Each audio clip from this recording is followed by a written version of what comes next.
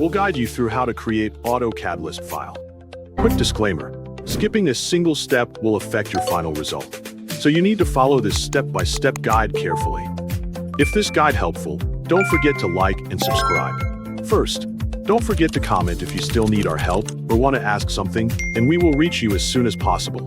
Second, begin by opening your preferred web browser and going to ChatGPT.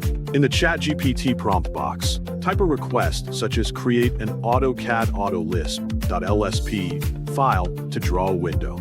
You can also include any custom features or functions you want the Lisp file to contain. After entering your request, press enter and wait for ChatGPT to generate the AutoLisp code.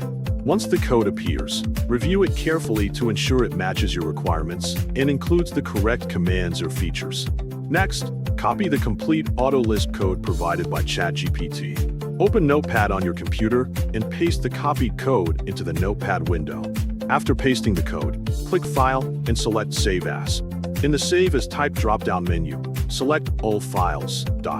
In the file name box, type window.lsp. Choose an easy-to-find location, such as the desktop or new folder, then click Save to create the Lisp file. Next, open AutoCAD 2024 and wait until the application finishes loading. Open the drawing where you want to use the AutoLisp file, or create a new drawing if needed. In the command line, type 𝗟𝗹𝗞𝗘 and press enter. The Load/Unload Applications dialog box will appear. Browse to the folder where you saved window.lsp. Select the file and click Load to add it to AutoCAD. Confirm that the application has loaded successfully, then click Close.